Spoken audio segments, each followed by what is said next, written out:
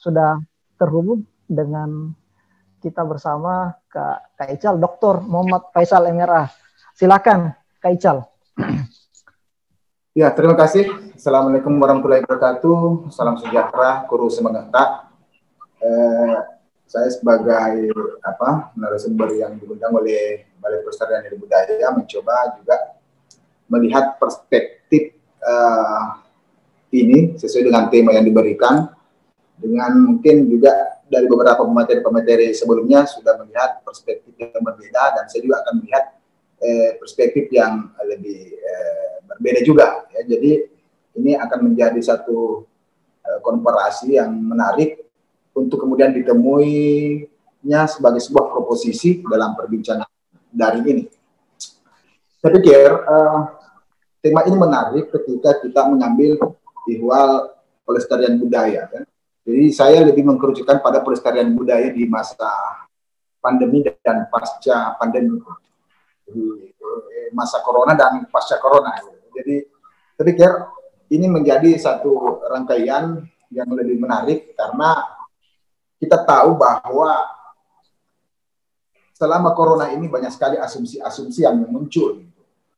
Sebagai lini sektor, banyak pakar ilmuwan yang melakukan penelusuran konsep, menelusuri konsep dan gagasan-gagasan baru dalam merespon wabah pandemi yang kemudian berdampak pada perubahan kebudayaan.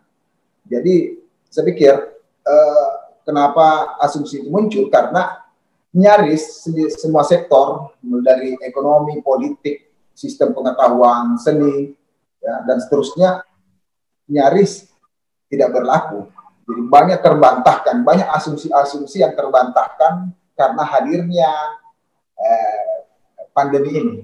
Jadi kita banyak mengenal istilah teori-teori modernisme, strukturalisme, post-strukturalis, dan banyak sekali hal yang terbantahkan di dalamnya karena virus melumpuhkan itu. Jadi makhluk yang sekecil itu justru memberikan banyak asumsi baru yang perlu diuji kebenarannya dan mesti harus dibicarakan. Dan saya pikir ini yang menarik karena banyak yang tidak menyangka bahwa perubahan-perubahan tersebut tidak hanya pada tataran wilayah siswa pengetahuan, tetapi pada tingkat struktur dan praktik-praktik sosial kebudayaan pun berubah.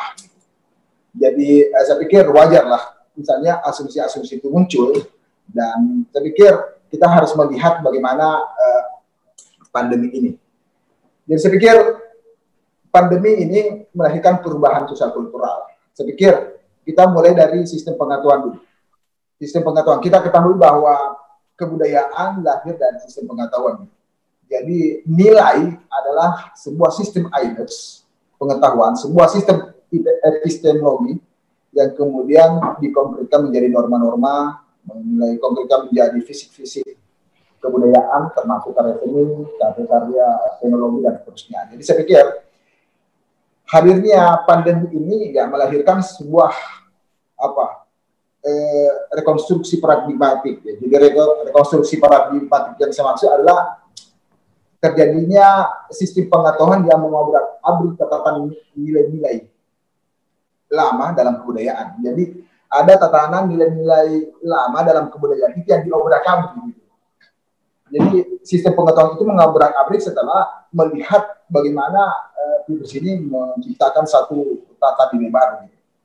Jadi saya pikir di sini masyarakat mengalami semacam rekonstruksi paradigmatik.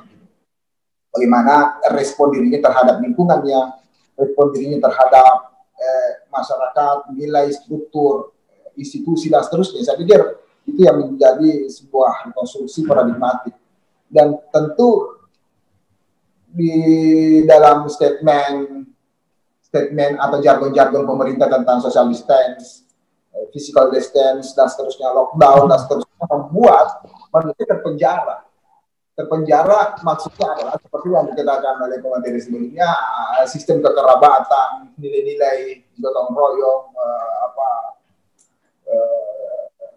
saling berinteraksi yang begitu dekat itu juga dilumpuhkan dengan hadirnya pandemi ini.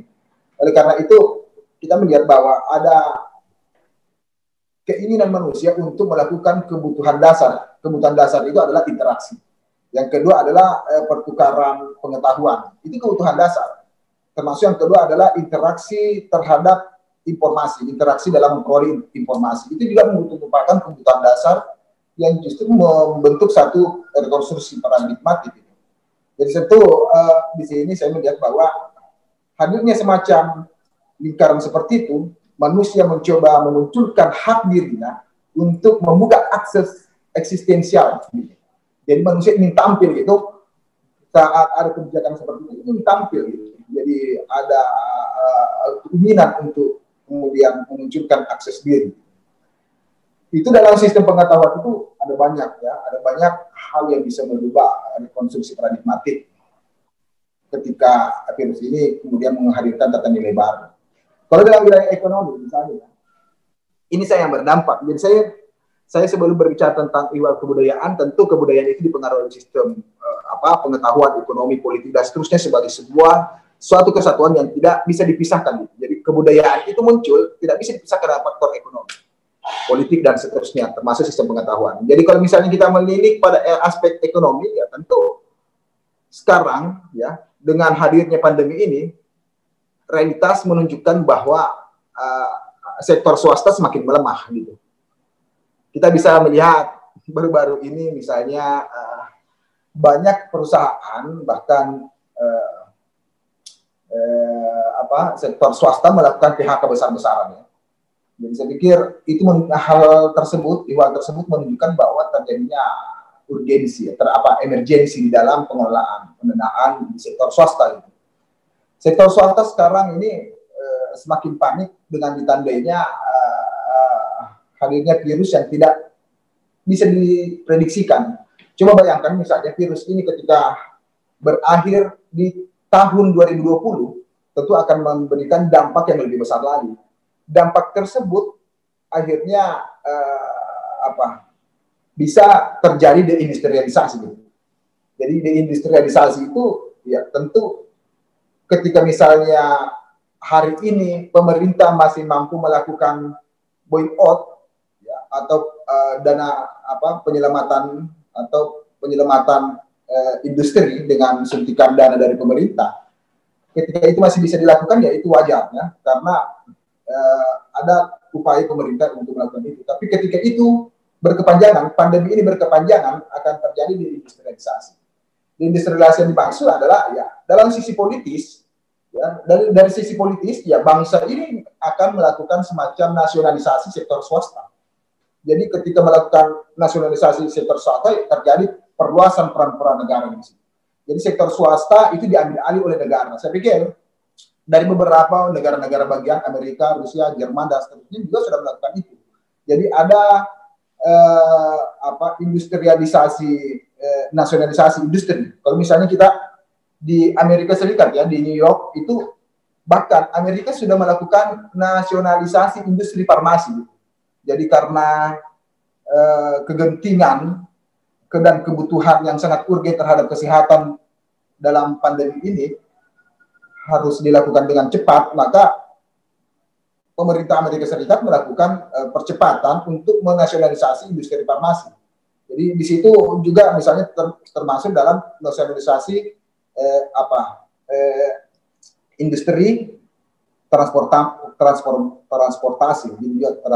Jadi ada nasionalisasi dan perluasan peran-peran negara. Begitu juga misalnya kalau kita melihat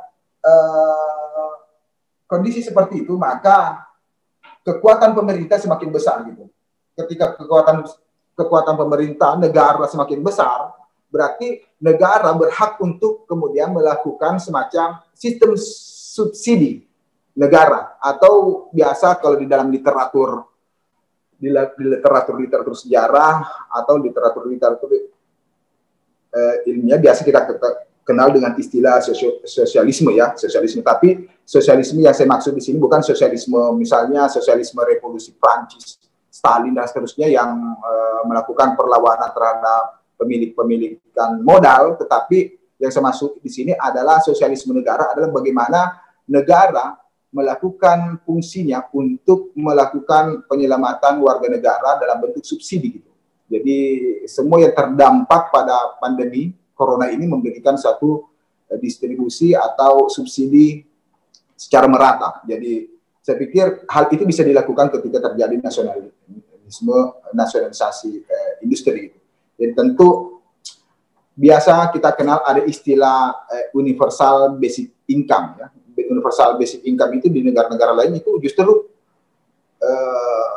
hak warga negara adalah sejahtera dan semua diberikan insentif gaji walaupun dia tidak bekerja karena hak negara seperti itu. Itu yang dimaksud dengan universal basic income. Dan tentu dalam wilayah politik dalam menghadapi pasca pandemi ini itu bisa dilakukan karena terjadinya semacam perluasan peran negara gitu. Jadi dalam wilayah politik kita bisa melihat seperti itu. Tentu hal ini berdampak pada kebudayaan. Jadi kalau kita bisa melihat ya, jadi tantangan dan perubahan kebudayaan. Jadi saya ada banyak sebenarnya tadi Pak Faisal kepala BPND bukan hanya seni, banyak ya manuskrip, pengetahuan tradisional dan seterusnya. Saya pikir kalau misalnya kita mengambil hal seperti mungkin waktu agak panjang, tapi saya mencoba melihat dan menitikberatkan pada kesenian sebagai sebuah core di dalam analisis saya terhadap aspek ini. Tentu di dalam tantangan dan perubahan kebudayaan ya. Jadi kalau misalnya kita melihat hal seperti itu, maka menilik pada kegiatan kesenian misalnya. Tadi dijelaskan bahwa terbatasnya ruang penyajian seni, termasuk exhibition, pameran seni rupa, termasuk konser, pertunjukan, live, musik dan seterusnya itu menjadi terbatas gitu. Jadi saya pikir bayangkan misalnya sampai akhir 2020 keadaan seperti ini terjadi, tentu industri musik, industri visual, film dan seterusnya itu menjadi satu hal yang lebih menunjukkan persoalan-persoalan yang mungkin mungkin ya kita banyak hal yang tak terduga di dalam persoalan ini. Jadi saya pikir terbatasnya seperti itu, terbatasnya ruang-ruang tersebut ya tentu industri tersebut yang sangat diharapkan. Tetapi tadi saya menggambarkan bahwa industri saat ini juga membutuhkan suntikan dana gitu. Jadi butuh penghidupan eksistensial dirinya di tengah pandemi ini. Oleh karena itu, kalau kita menilik pada industri kesenian ya juga mengalami hal yang sama. Jadi kita berharap kepada pemerintah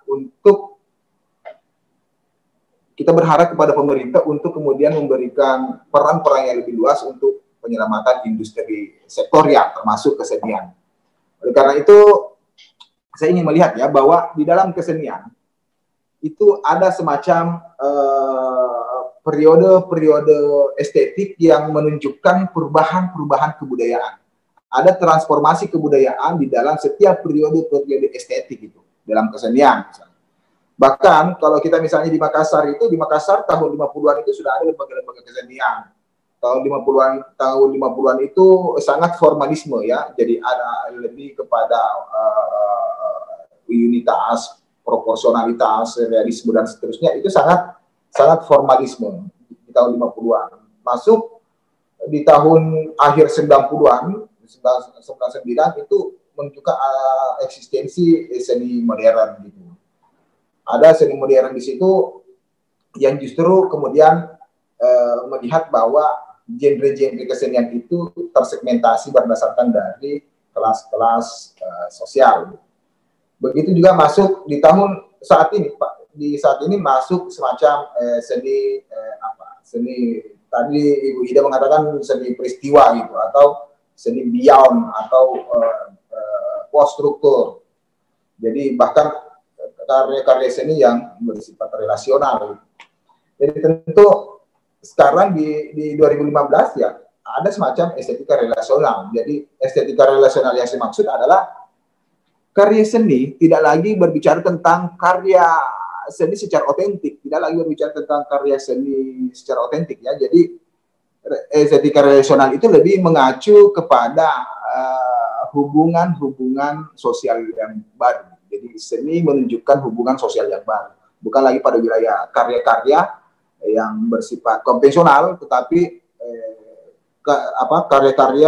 karya-karya seni estetika relasional yang dicetuskan oleh Nicolas Bourdieu pada abad akhir 20 dan awal abad 21 itu justru melihat bahwa seni sudah menunjukkan relasi-relasi sosial yang baru. Hal tersebut menunjukkan bahwa ada hubungan intersubjek di dalam karya-karya seni.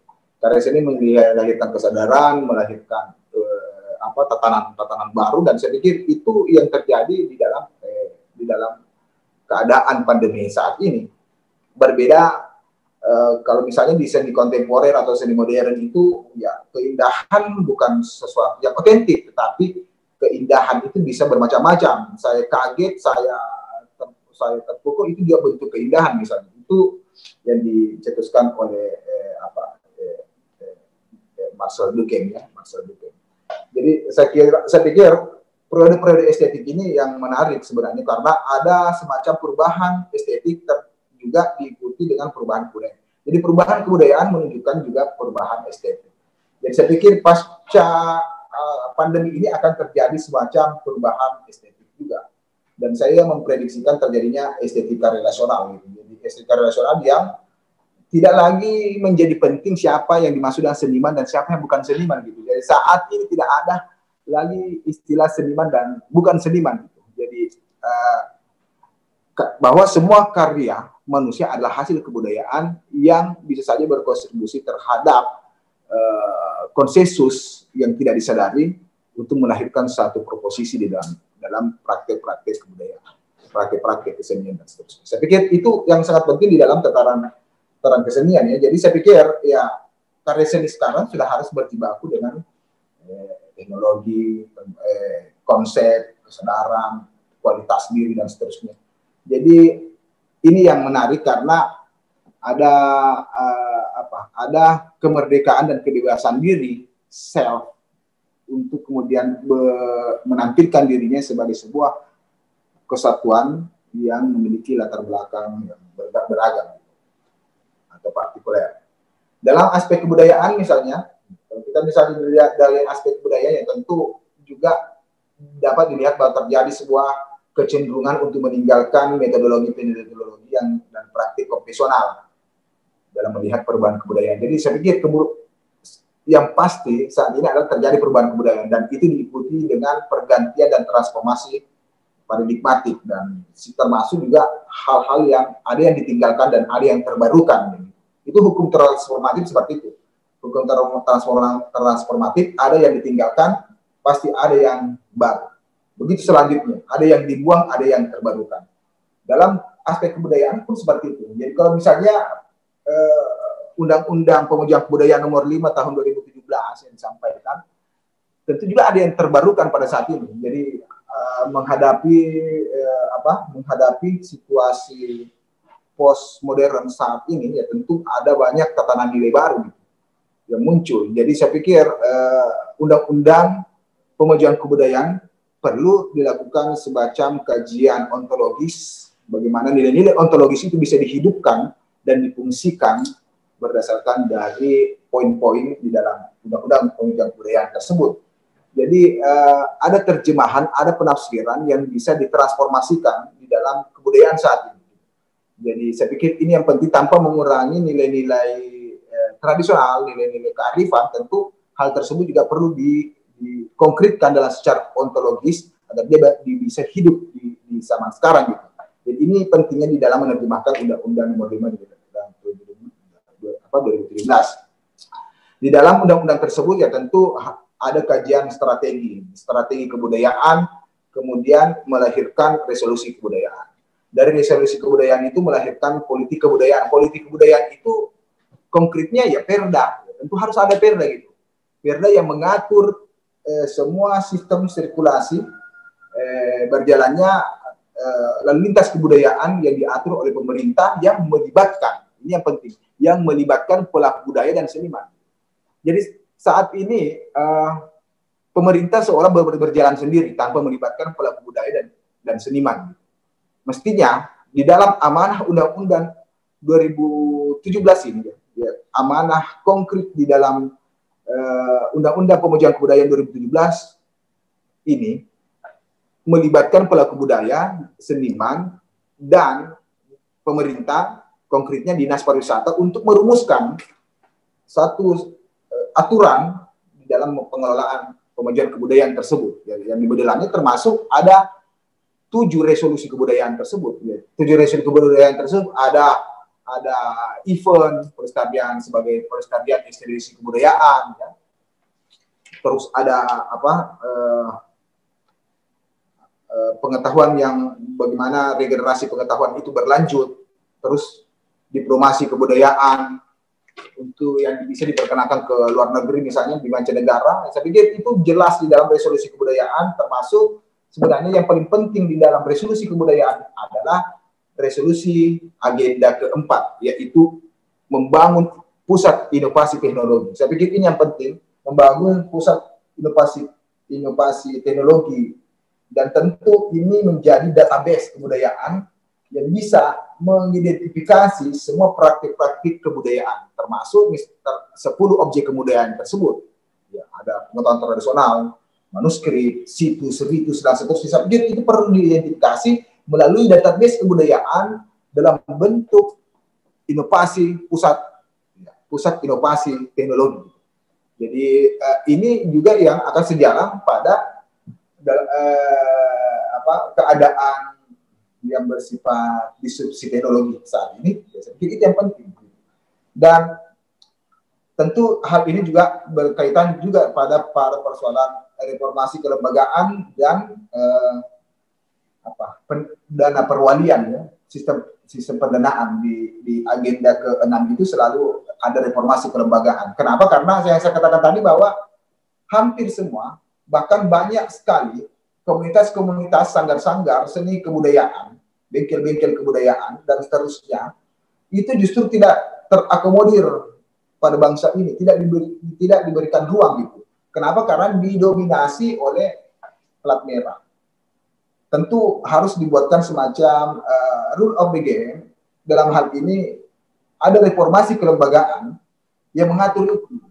Jadi saya justru melihat bahwa lembaga kesenian justru di dalamnya justru melakukan dia sendiri yang membuat proposal, dia sendiri yang melakukan kegiatan, dia sendiri yang membuat evaluasi, dia sendiri yang melakukan aktor dalam event-event tersebut. Jadi tidak ada bagiannya ini sanggar-sanggar atau lembaga-lembaga yang lain gitu.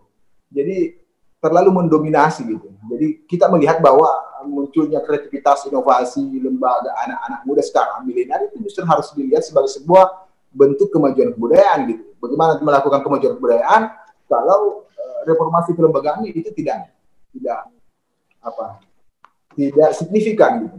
Jadi menurut saya perlu ada semacam lembaga dan institusi kesenian itu harus dikembalikan sebagai sebuah wadah kuratorial gitu. Harus ada wadah kuratorial. Ada banyak penemuan-penemuan kesenian, kebudayaan, pelaku-pelaku, tapi tidak ada lembaga kuratorial gitu. Justru yang ada adalah lembaga market yang ditunjukkan oleh lembaga-lembaga pemerintah gitu. Jadi saya pikir harus ada koordinasi antara pelaku budaya, seniman, dan pemerintah untuk melihat semacam struktur kelembagaan sebagai sebuah bentuk reformasi yang bisa melahirkan sebuah perubahan kebudayaan. Saya pikir ini pentingnya. Jadi tadi Pak Faisal melihat dan berangkat pada arah visi kebudayaan, ya tentu itu juga penting karena tidak mungkin ada kesejahteraan, kebahagiaan kalau tidak ada identitas. Tidak mungkin ada produktivitas kalau tidak ada inovasi. Begitu pula tidak mungkin ada kesejahteraan kalau tidak ada produktivitas. Saya pikir ini yang harus dilihat sebagai sebuah bentuk pemujaan kebudayaan, termasuk perlindungan, pemanfaatan, pembinaan sebagai sebuah tangible dan intangible. Selanjutnya, saya mau melihat bahwa aspek new normal ini, kita melihat aspek new normal dalam kajian saat ini tentu banyak pengetahuan konvensional yang terbantahkan gitu. Jangankan pengetahuan tradisional, pengetahuan modern pun dibantah gitu. Karena ada perubahan yang sangat cepat di dalam melihat tatanan nilai baru dalam kebudayaan.